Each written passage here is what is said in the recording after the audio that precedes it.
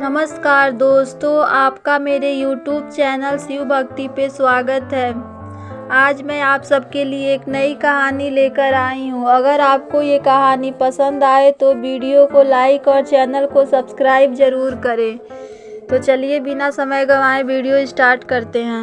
एक आदमी की पत्नी अचानक से बहुत बीमार पड़ गई। मरने से पहले उसने अपने पति से कहा, मैं तुम्हें बहुत प्यार करती हूँ, तुम्हें छोड़कर नहीं जाना चाहती। मैं नहीं चाहती कि मेरे जाने के बाद तुम मुझे भुला दो और किसी दूसरी औरत से शादी करो। वादा करो कि मेरे मरने के बाद तुम किसी और से प्रेम नहीं करोगे, वरना मेरी आत्मा तुम्हें चैन से नहीं रहने देगी। पत्नी का भूत और इतना कहकर वो चल बसी। उसके जाने के कुछ महीनों तक उस आदमी ने किसी दूसरी औरत की तरफ देखा तक नहीं, पर एक दिन उसकी मुलाकात एक ऐसी लड़की से हुई जिसे वह चाहने लगा। बात बढ़ते बढ़ते शादी तक आ गई और उनकी शादी हो गई। शादी के ठीक बाद आदमी को लगा कि कोई उससे कुछ कह रहा है। मुड़कर देखा तो वो उसकी पहली पत्नी की आत्मा थी। आत्मा बोली, तुमने अपना वादा तोड़ा है, अब मैं हर रोज तुम्हें परेशान करने आऊंगी।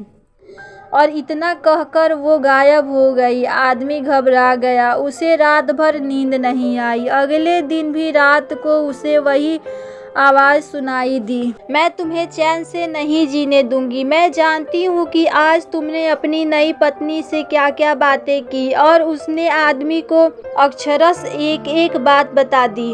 आदमी डरकर कांपने लगा। अगले दिन वह शहर से बहुत दूर एक जैन मास्टर के पास गया और सारी बात बता दी। मास्टर बोले, ये प्रेत बहुत चालाक है। बिल्कुल है, तभी तो मेरी एक एक बात उसे पता होती है। आदमी घबराते हुए बोला। मास्टर बोले, कोई बात नहीं, मेरे पास इसका भी इलाज है। इस बार जब तुम्हारी पत्नी का भूत आए तो मैं जैसा कहता हूँ तुम ठीक वैसे ही करना। उस रात जब आत्मा वापस आई तो आदमी बोला, तुम इतनी चालाक हो, मैं तुमसे कुछ भी नहीं छिपा सकता और जैसा कि तुम चाहती हो मैं अपनी पत्नी को छोड़ने के लिए भी तैयार हूँ, पर उसके लिए तुम्हें एक प्रश्न का उत्तर देना होगा और अगर तुम उत्तर न दे पाई तो तुम्हें हमेशा के लिए मेरा पीछा छोड़ना होगा। पत्नी का भूत बोला, मंजूर है, पूछो अपना प्रश्न। आदमी ने फौरन जमीन पर पड़े बहुत सारे छोटे छोटे कंकड़ अपनी मुट्ठी में भर लिए और बोला, बताओ मेरी मुट्ठी में कितने कंकड़ हैं। और ठीक उसी समय भूत गायब हो गया।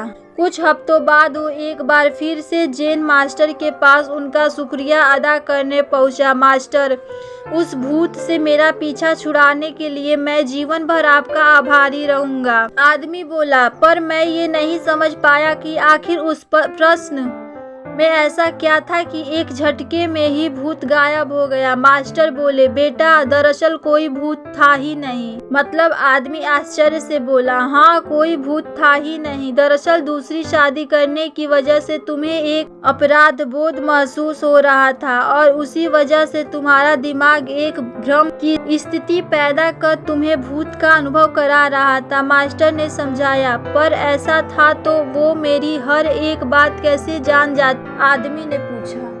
मास्टर मुस्कुराते हुए, क्योंकि वो तुम्हारा बनाया हुआ ही भूत था, इसीलिए जो कुछ तुम जानते थे वही वो भी जानता था और यही कारण था कि मैंने तुम्हें वो कंकड़ वाला प्रश्न पूछने को कहा, क्योंकि मैं जानता था कि इसका उत्तर तुम्हें भी नहीं पता होगा और इसीलिए भूत भी इसका उत्तर नहीं दे पाएगा और तुम्हें तुम्हारे दिमाग की हद से छुटकारा मिल जाएगा। आदमी अब पूरी बात समझ चुका था। उसने एक बार फिर मास्टर को धन्यवाद किया और अपने घर लौट गया।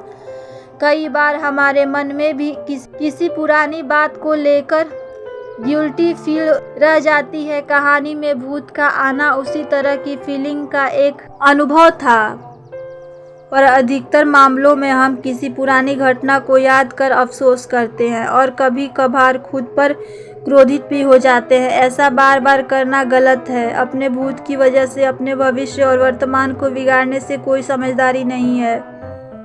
अगर आपको ये कहानी पसंद आए तो वीडियो को लाइक और चैनल को सब्सक्राइब जरूर करें।